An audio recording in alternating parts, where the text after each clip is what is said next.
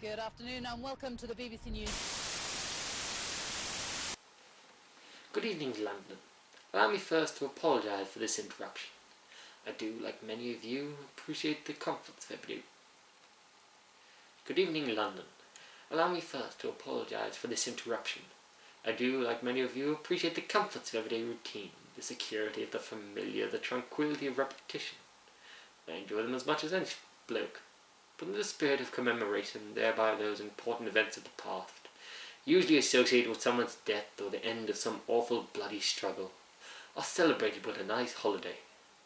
I thought we could mark this November the 5th, a day that is sadly no longer remembered, by taking some time out of our daily lives to sit down and have a little chat.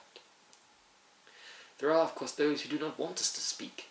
I suspect even now, orders being shouted into telephones and men with guns will soon be on their way. Why? Because while the truncheon may be used in lieu of conversation, words will always retain their power. Words offer the means to meaning, and for those who will listen, the enunciation of truth. And the truth is, there's something terribly wrong with this country, isn't there?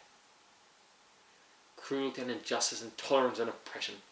And once you had the freedom to object, to think and to speak as you saw fit, you know how censors and systems of surveillance coercing your conformity and soliciting your submission. How did this happen? Who's to blame? Well, certainly there are those who are more responsible than others, and they will be held accountable. But again, truth be told, if you're looking for the guilty, you need only look into a mirror.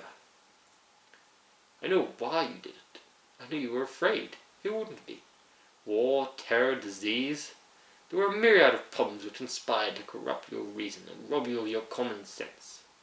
Fear got the best of you, and in your panic you turned to the now High Chancellor Adam Sutler.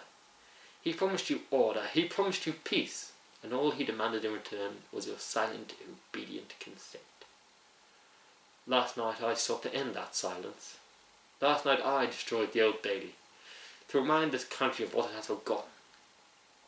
More than 400 years ago, a great citizen wished to embed the 5th of November forever in our memory.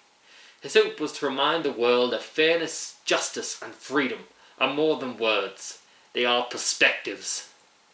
So if you've seen nothing, if the crimes of this government remain unknown to you, then I would suggest that you allow the 5th of November to pass unmarked. But if you would see what I see, if you feel as I feel, and if you would seek as I seek, then I ask you to stand beside me 1 year from tonight, outside the gates of Parliament, and together we shall give them a 5th of November that shall never, ever be forgot.